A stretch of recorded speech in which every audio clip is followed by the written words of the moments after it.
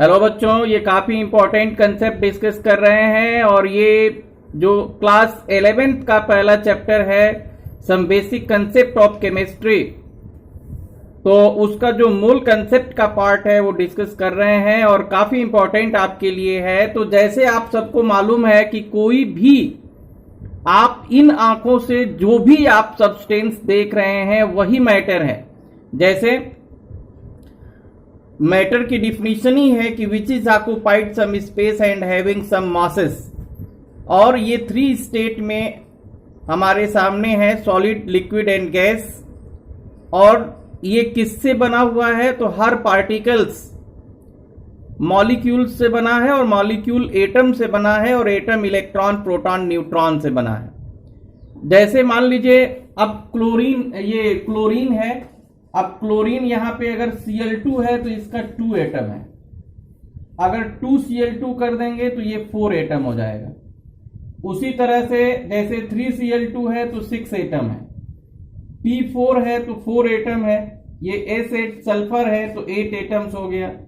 H2O है, ये 2 hydrogen 1 oxygen है तो 3 एटम्स हुआ। H2SO4 है, 2 हाइड्रोजन 1 सल्फर 4 ऑक्सीजन है तो 7 एटम्स हो गया। तो इस तरह से आप देख रहे हैं कोई भी कंपाउंड 2 और मोर देन 2 सेम टाइप और डिफरेंट टाइप के एटम्स के कंबाइन करने से बनता है। कोई भी कंपाउंड जो बनता है व्हेन 2 और मोर देन 2 सेम टाइप और different types atoms are combined in a fixed ratio to form a compound. जब 2 या 2 से अधिक सेम टाइप या डिफरेंट टाइप के जो एटम्स होते हैं एक फिक्स्ड रेशियो में कंबाइंड करते हैं तो कंपाउंड बनता है। तो इसमें ये डिस्कस कर रहे हैं कि जैसे ये कोई भी एलिमेंट है, मान लीजिए ये आपका क्लोरीन है, तो क्लोरीन का कितना होता है 17Cl35। तो ये ऊपर इसको बोलते हैं मास नंबर, ये मास नंबर है और इसको बोलते हैं एटॉमिक नंबर। अब जो मास नंबर होता है इसको A से रिप्रेजेंट करते हैं और एटॉमिक नंबर को Z से रिप्रेजेंट करते हैं, और Z इज इक्वल टू होता है P is equal to E। मतलब जो एटॉमिक ये नंबर है, एटॉमिक नंबर, ये P क्या है? Number of protons, number of ये प्रोटॉन्स है is equal to number of neutrons, ये नंबर ऑफ न्यूट्रॉन्स है। और जो मास नंबर A होता है ये Z प्लस N होता है, Z प्लस N, या फिर Z के जगह पे अगर P प्लस पुट कर देंगे तो P प्लस N हो जाएगा। तो अगर आपको न्यूट्रॉन्स का संख्या निकालना है तो A माइनस Z, मतलब अगर मास नंबर में एटॉमिक नंबर को माइनस कर देंगे तो ये क्या हो जाएगा? ये न्यूट्रॉन्स मिल जाएगा। तो इसके लिए याद रखने के लिए ये है कि A is equal to P plus N, तो आपन, Z is equal to P is equal to ये जपे, आपन जपे। तो इससे आपको ये क्लियर हो जाएगा, आपन जपे जो ये कोड वर्ड है। तो A is equal to P plus N, माने A इज इक्वल टू ये जो मास नंबर होता है प्रोटॉन और न्यूट्रॉन के सम के इक्वल होता है। माने किसी भी एटम का जितने भी प्रोटॉन से न्यूट्रॉन से दोनों को जोड़ देंगे तो वही मास नंबर है। जितने प्रोटॉन होते हैं उतने ही इलेक्ट्रॉन होते हैं। जैसे कि ये अगर क्लोरीन है तो ये इसमें अगर मान लीजिए Z की वैल्यू 17 है तो 17 इलेक्ट्रॉन और प्रोटॉन होंगे, तो 17, ये जो 17 है 17 प्रोटॉन हो जाएगा।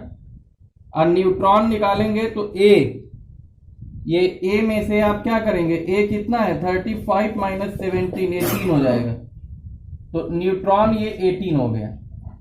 इलेक्ट्रॉन जो होगा ये पहले सेल में 2 और सेकेंड में ये 8, ये थर्ड में ये 7 हो जाएगा, 287। ये इलेक्ट्रॉनिक कॉन्फ़िगरेशन अभी डिस्कस आप लोगों को पिछले लेक्चर में कर चुके हैं, फिर एक बार करेंगे। तो ये कुल मिला करके आपको यही समझना है कि कोई भी एटम है तो उसके एटॉमिक नंबर, ये एटॉमिक नंबर के इक्वल, ये एटॉमिक नंबर के इक्वल प्रोटॉन और इलेक्ट्रॉन होता है, और जो न्यूट्रॉन होता है ये mass number minus atomic number के इक्वल होता है। तो जैसे प्रॉब्लम ये है कि calculate number of electrons,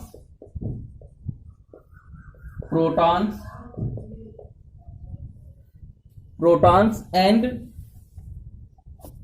neutrons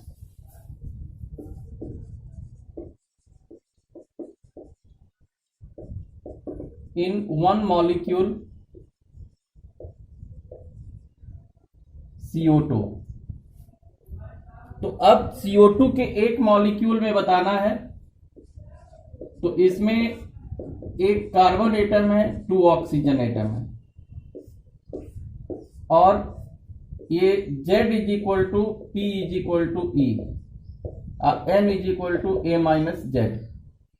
तो कार्बन का चूंकि 6C12 होता है तो Z वैल्यू 6, Z की वैल्यू 6 होगी और A 12 होगा, तो ये 6 हो जाएगी। और इसका 8O16 होता है, तो इसका Z 8 है और A 16 है, तो ये Z इसका 8 है और ये 12 और ये 16।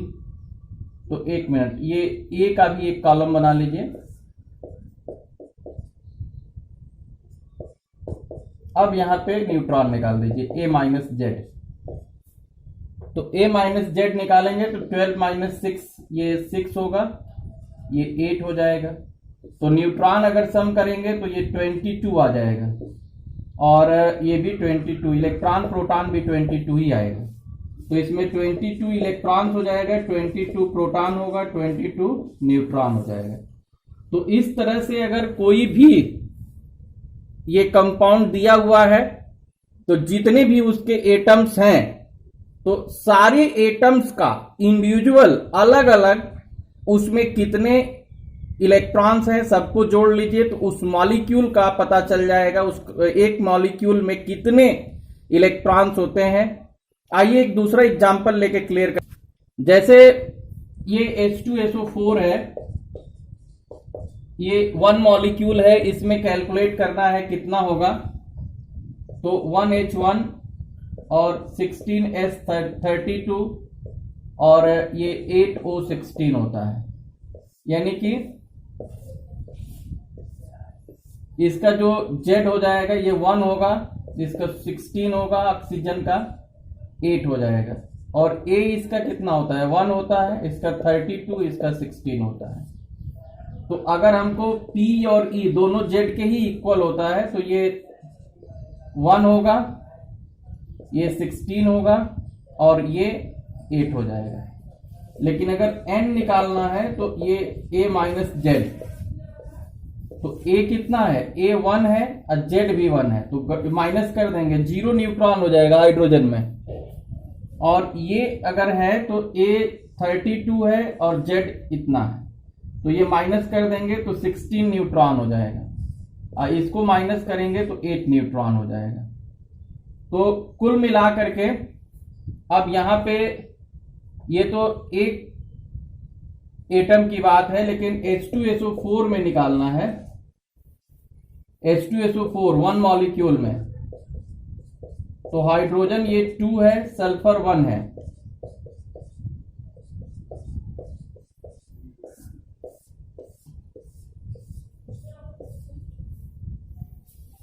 तो ये आपका हो जाएगा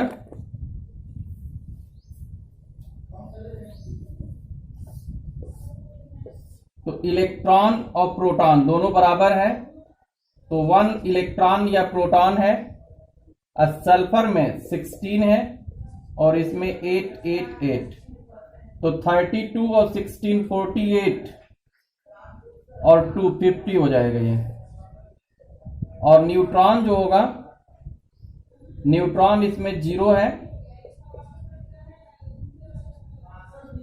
और ये 88 है, तो ये 48 हो जाएगा। तो इस तरह से आप पहले तो एक एटम में कितना ये इलेक्ट्रॉन है, प्रोटॉन है और न्यूट्रॉन है, ये पता कर लेंगे। और फिर उस मॉलिक्यूल में, अब जैसे देखिए ये जो निकला हुआ था एक सिंगल एटम का था, लेकिन यहां पे ये 4 एटम है, तो 4 एटम है, तो इस तरह से आप सम कर देंगे, सबके इलेक्ट्रॉन्स को जोड़ देंगे और सबके न्यूट्रॉन्स को जोड़ देंगे, तो ये उस मॉलिक्यूल में टोटल जो number of electrons, protons, neutrons है, ये पता चल जाएंगे। अब बात करते हैं मोल। मोल जो वर्ड है ये लैटिन वर्ड है, लैटिन भाषा का शब्द है और जिसका मतलब होता है हीप और पायल, यानी कि ढेर। जैसे कूड़े का ढेर है, गेहूं का ढेर है, चावल का ढेर है, संतरे का ढेर है, सेब, बहुत सारे, माने कलेक्शन ऑफ पार्टिकल्स, बहुत सारी चीजों को अगर एक जगह इकट्ठा कर दो तो ढेर हो जाता है, तो हम लोग ढेर कहते हैं और इसी को हीप या पायल इंग्लिश में कहते हैं और लैटिन वर्ड में इसी को मोल कहते हैं। अब ओस्टवाल्ड ने इस मोल का यूज जो किया केमिस्ट्री में, ये अमाउंट ऑफ सब्सटेंस का एसआई यूनिट है, ये SI unit of amount of substance, जो पदार्थ की मात्रा है उसका एसआई यूनिट है। और ये जो मोल शब्द है, जो मोल वर्ड है, एक डिफिनिट नंबर को रिप्रेजेंट करता है। जैसे ये 1 पेयर है, तो 1 पेयर में 2 होता है, 1 डोजन ये 12 होता है। ठीक उसी तरह से ये मोल वर्ड भी एक डिफिनिट नंबर को रिप्रेजेंट करता है। 1 मोल में 6.022 इंटू 10⁻23 होता है, जिसको एवोगैड्रोज नंबर कहते हैं। Na से इसको डिनोट करते हैं। तो आप ये समझिए कि कोई भी जैसे पार्टिकल है, तो कोई भी पार्टिकल अगर उस जैसे कोई भी सब्सटेंस है, तो कोई भी सब्सटेंस है, जैसे उसका वेट करते हैं हम 1 kg, 500 ग्राम, 100 ग्राम, 200 ग्राम, तो वो किससे बना हुआ है? वो उसके मॉलिक्यूल्स से बना है। और मॉलिक्यूल्स किससे बना है? एटम से। और एटम किससे बना है? इलेक्ट्रॉन, प्रोटॉन, न्यूट्रॉन से। अब जैसे ये बताइए, जैसे गर्मी का समय है और आप घर पे आए, काफी धूप में, काफी गर्मी है, और मम्मी से बोले मम्मी हमको 1 ग्लास वाटर दे दो, पानी। अब मम्मी बोली कि किसका क्लास करके आए हो? तो आप बोले पीके तिवारी सर का केमिस्ट्री क्लास चल रहा था, मोल कंसेप्ट का। अब वो बोलेंगे कि ठीक है, मोल कंसेप्ट का क्लास चल रहा था, तो बताओ कि 1 ग्लास वाटर में कुल कितने इलेक्ट्रॉन्स होते हैं? अब बताइए, आपका उस गर्मी में पसीने से बिल्कुल आप परेशान हैं गर्मी से, अब आपको प्यास लगी हुई है, और आप कैसे पता करेंगे कि उस 1 ग्लास पानी में कितने इलेक्ट्रॉन्स होते हैं? आप मम्मी से बोलेंगे मम्मी रहने दो, पानी हम खुद लेके पी लेंगे, कि बता देंगे कि इस 1 गिलास पानी में कितने इलेक्ट्रॉन्स होते हैं। तो आइए देखते हैं कैसे निकालें।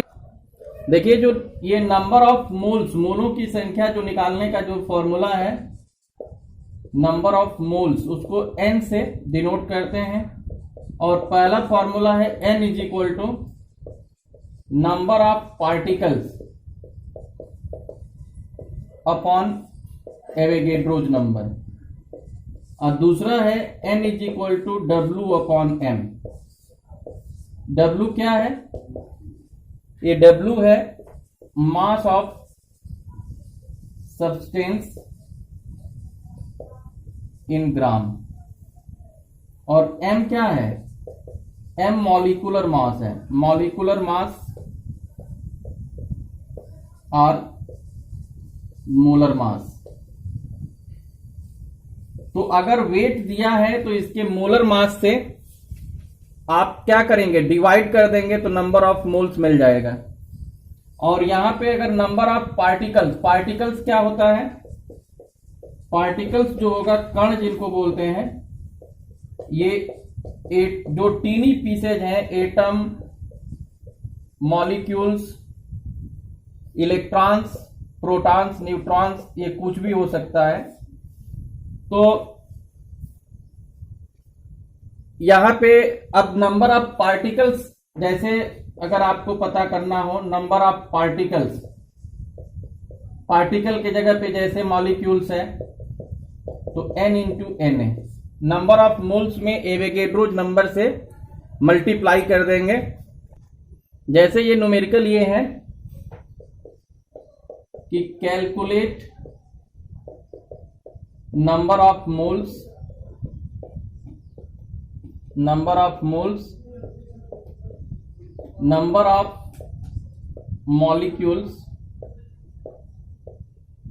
Number of total atoms, number of electrons, protons, neutrons in 90 gram water, 90 gram water. तो अब देखिए इसमें क्या दिया हुआ है, गिवन क्या है, ये मास ऑफ वाटर दिया हुआ है 90 ग्राम। इसका m निकालेंगे तो हाइड्रोजन 2 है, इसका एटॉमिक मास 1 होता है, ऑक्सीजन का 16 होता है, 18 ग्राम पर मोल हो जाएगा। और n की जो नंबर ऑफ मोल्स निकालेंगे ये W अपॉन m, तो 90 अपॉन 80 कर देंगे, ये 5 हो जाएगा। अब नंबर ऑफ मॉलिक्यूल्स निकाल देंगे, नंबर ऑफ मॉलिक्यूल्स, तो ये n इंटू एन ए, तो ये 5 into 6.022 into 10 to the power 23, तो ये आपका हो जाएगा 30 पॉइंट, ये 5 टू ज 10, ये 11, ये इतना हो जाएगा, या 3.011 इंटू 10 टू द पावर 24 हो जाएगा। तो ये नंबर ऑफ मॉलिक्यूल्स निकल गए। अब आपको देखना है कि एक मॉलिक्यूल्स में कितने इलेक्ट्रॉन, प्रोटॉन, न्यूट्रॉन होते हैं। तो जैसे ये H2 का एक मॉलिक्यूल है और ये 2 हाइड्रोजन एटम, 1 ऑक्सीजन एटम है, तो इसमें जो इलेक्ट्रॉन है ये 1 है, इसमें 1 है, इसमें 8 है, टोटल 10 हो गया। अब प्रोटॉन भी 1 1 8 है, तो ये 10 हो गया। लेकिन न्यूट्रॉन क्या है, न्यूट्रॉन ये 0 0 8 हो गया, तो 8 इलेक्ट्रॉन, 8 प्रोटॉन और 8 न्यूट्रॉन हो गए। अब इसमें आपको कैलकुलेट करना, तो नंबर ऑफ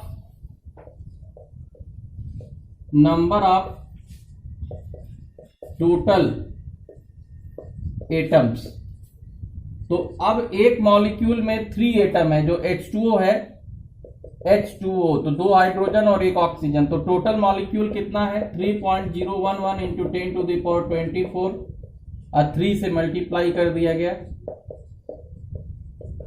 तो 10 टू द पावर 24 हो गया। अब उसी तरह से ये नंबर ऑफ इलेक्ट्रॉन या प्रोटॉन निकालना है, तो 3.011 इंटू 10 टू द पावर 20, ये मॉलिक्यूल की संख्या है, और एक मॉलिक्यूल में 10 इलेक्ट्रॉन या प्रोटॉन है, तो 10 से मल्टीप्लाई कर दिए। और नंबर ऑफ न्यूट्रॉन्स जब निकालना होगा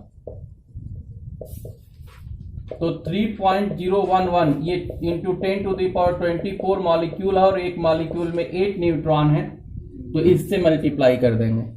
तो इस तरह से आप कोई भी सब्सटेंस हो, बात वाटर की नहीं है, जैसे नमक है NaCl, या XYZ कोई भी कंपाउंड है, तो उसका वेट आप कर लेंगे, वेटिंग जो तराजू है या वेट मशीन है उससे कितना ग्राम में वेट कर लिए, जो कंपाउंड है तो उसमें जो एटम्स हैं उनका एटॉमिक मास, जितने भी एटम्स हैं सम करके मोलर मास निकाल लिए। अब मोलर मास से वेट में डिवाइड कर देंगे तो नंबर ऑफ मोल्स मिल जाएगा। और जब नंबर ऑफ मोल्स मिल जाएगा ये, तो एवोगैड्रोज नंबर से जो मल्टीप्लाई करके ये टोटल मॉलिक्यूल्स निकाल लेंगे। और जब टोटल मॉलिक्यूल्स निकल जाएगा तो फिर एक मॉलिक्यूल में जितने इलेक्ट्रॉन प्रोटॉन न्यूट्रॉन है, तो एक मॉलिक्यूल में अगर ये 10 है तो इतने मॉलिक्यूल में कितने होंगे मल्टीप्लाई,